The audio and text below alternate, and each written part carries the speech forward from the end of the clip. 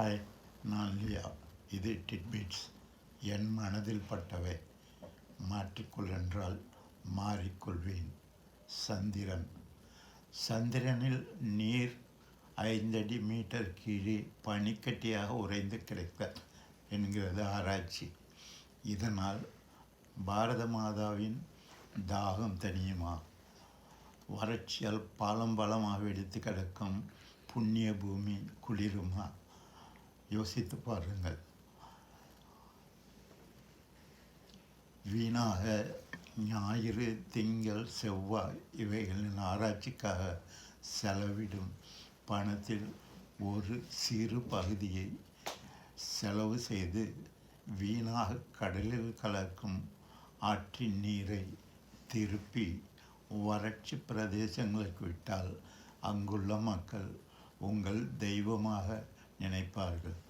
மாதந்தோறும் தண்ணீருக்காக கோர்ட்டுக்கு போவது நின்று போகும். மாற்றி யோசி, மனிதனை நேசி. சூரியன்.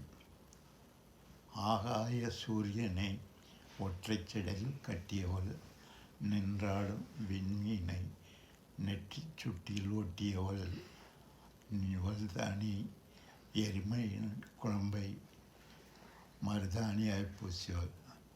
என்னதொரு வீரமான பெண்!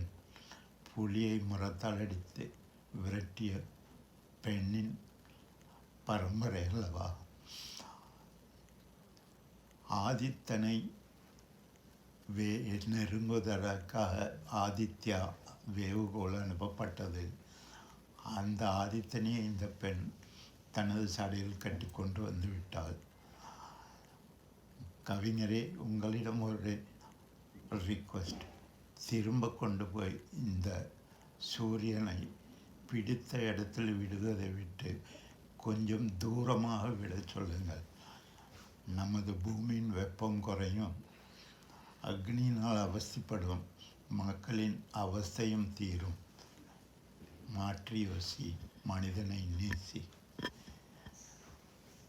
இஸ்ரோ.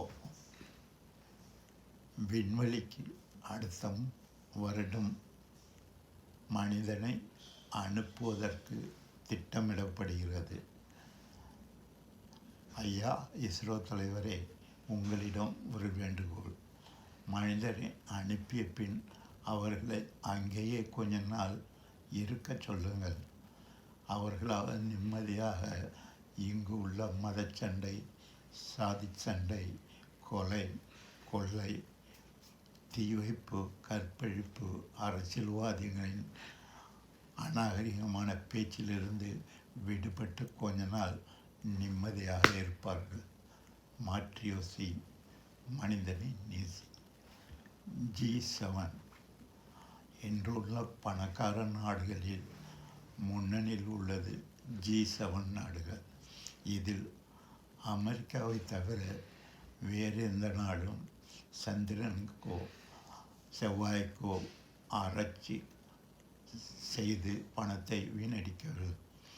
தங்கள் சொந்த நாட்டிற்காக அந்த பணத்தை செலவழித்து இன்று வளம் கொழிக்கும் பூமியாக மாற்றிக்கொண்டிருக்கிறார்கள். நாம் இன்னும் ட்ரில்லியனை வாயால் மட்டுமே சொல்லிக் கொண்டிருக்கோம். அதில் ஒரு பூஜ்ஜியத்திற்குள் நம்மால் எட்ட முடியவில்லை. மாற்றி யோசி, மனிதனை நேசி. மூக்கு கண்ணாடி.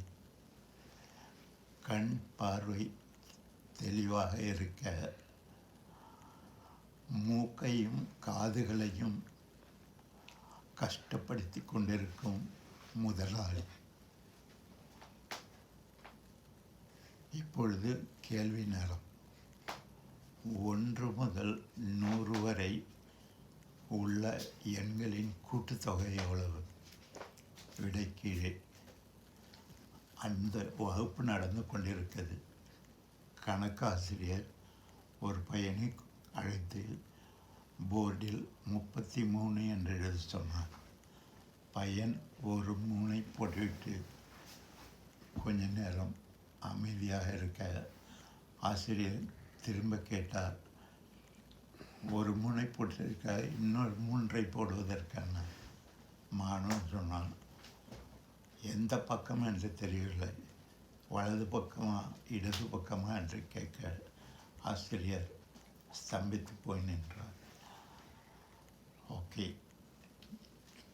கேள்விக்கான விடை ஒரு 100 தனியாக எடுத்து வைத்து 1 99 2 98 என்று வரிசையாக எண்ணி வந்தால் 49 100 வரும்.